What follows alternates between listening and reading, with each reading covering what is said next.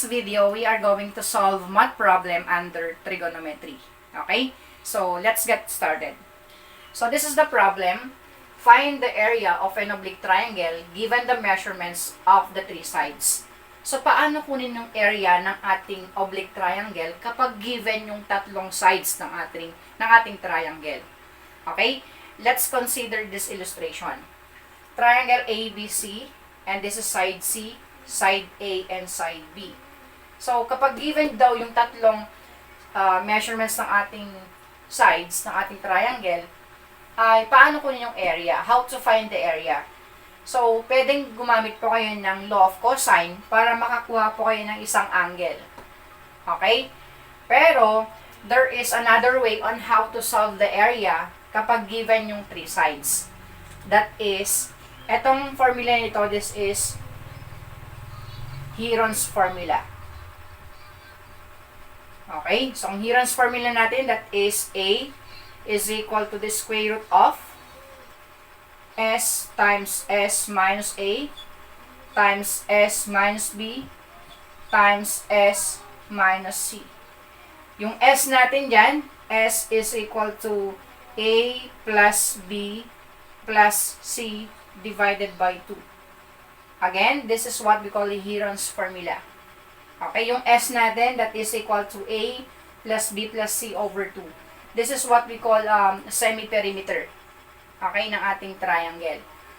Let's have an example to find the area of oblique triangle given the measurements of the three sides. Let's consider this illustration. Triangle ABC, side C natin is 9 centimeters. Side A natin, that is 8 centimeters. And side B is 5 centimeters. We are going to find the area. So, using the Hieros formula, A is equal to this square root of S times S minus A times S minus B times S minus C.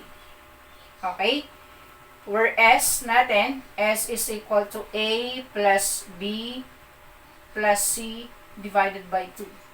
Okay? So, ang gagawin muna natin is to look for value of S. Okay?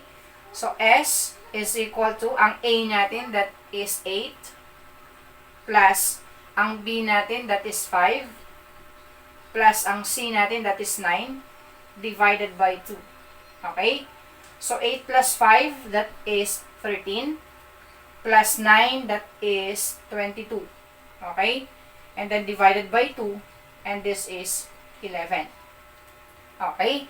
Next natin dyan, to solve the area now, that is square root of, ang S natin, that is 11, times, ang S natin ay 11 din, minus yung A natin, which is 8.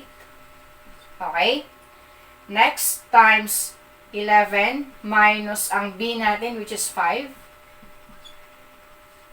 times 11 minus ang C natin, which is 9. Okay. Simplify natin yan.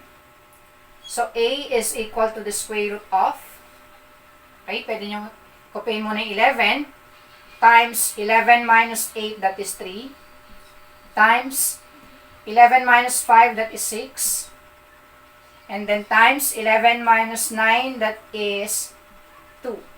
Okay? Next natin, multiply natin yan.